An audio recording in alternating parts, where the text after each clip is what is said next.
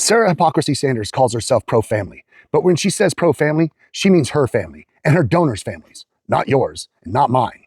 Imagine your 13-year-old kid. It's 3 in the morning, and instead of being asleep down the hall, they're inside a slaughterhouse, cleaning the kill floor with chemicals strong enough to burn the skin. And when that shift ends, they don't go home to bed, they go straight to school, right before the first bell. That happened right here in Arkansas, and it might still be happening because just weeks after it came to light, Sanders erased the 100-year-old law that stopped it. The one that made companies verify a child's age and get a parent's say-so before anybody under 16 could be put to work. Would she ever let one of her kids spend a night scrubbing the blood off of a kill floor? Not a chance in hell. But your kids? She doesn't care. And it didn't stop with the kid. Look at her first 6 weeks in office.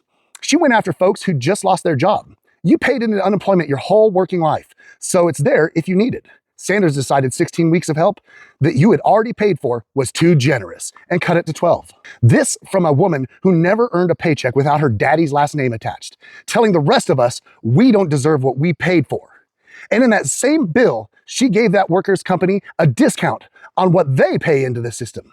So take from the worker and hand the lighter bill to the company. Same law, same pen, same day.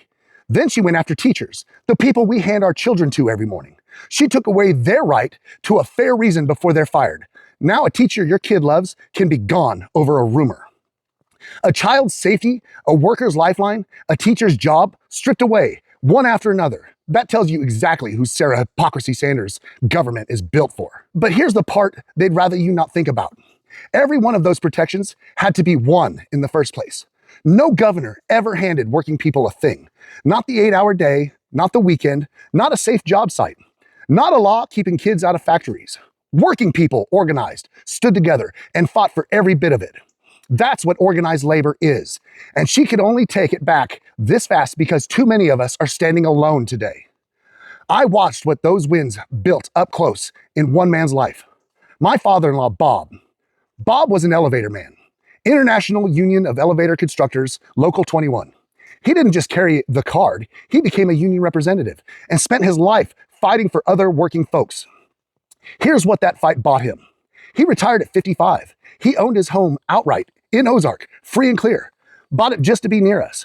20 years of retirement, doing exactly what he loved, restoring old Willie's Jeeps, one for every kid and grandkid, a cold beer with his buddies, and that pension was his until the end, whether it took 20 years or 40. That was the deal, and the deal held. And when the end came, my wife and I opened every single bill from the hospital. 0 owed, 0 paid, 0 owed, 0 needed, 0. We never had to choose between being at his bedside and drowning in debt. We just got to be with him. That's the American dream, the real one. Work hard your whole life, and then you get to live and retire in dignity. And that dream doesn't belong to just one kind of job. The woman who checked your groceries for 30 years earned it. The waitress who fed this town earned it. The man up on the electric pole and the one in the classroom earned it. There's no such thing as a job that matters less. Every honest job holds this country up. So ask yourself, how many folks in Arkansas get that today? How much harder are you working for less than what Bob got to keep? That's not because you're doing anything wrong. It's because the protections that built his life are the ones they're stripping away from you. You just watch them do it. So here's my news. The proudest thing I've got to tell you. The Arkansas AFL-CIO has endorsed this campaign. The state arm of the largest union organization in this country, the backbone of America.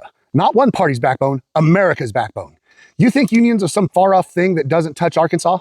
The Little Rock firefighters have a union contract with their city right now. The state police have their association. And here's the part that tells you everything. When the politicians in Little Rock banned union bargaining for public workers a few years back, they wrote in exceptions for the police and the firefighters. They kept the unions for the workers that they can't afford to lose and stripped them from the teachers. So don't let anybody tell you that unions don't work. They know unions work. That's exactly why they don't want you to have one. The big corporations are scared of exactly that. So they spend fortunes teaching you to fear the one thing that makes you stronger. That's the whole trick. Scare you into standing alone so you're easy to take from. Don't fall for it. Things only change one way in this state. We come together and we vote like the people who do the work still run this place. Because we do. Not the rich, not the donors, us. The AFL-CIO looked at everyone in this race and picked one of their own. So I'll make them a promise, and I'll make it to you too. You will never have to wonder whose side I'm on. Not one vote, not one single day. I stand with organized labor, and I will fight for working people with my last breath. I am Ryan Achosby, Chief Chops, and I'm running for Arkansas House District 24 because the people who do the work deserve a government that works for them. Let's take it back.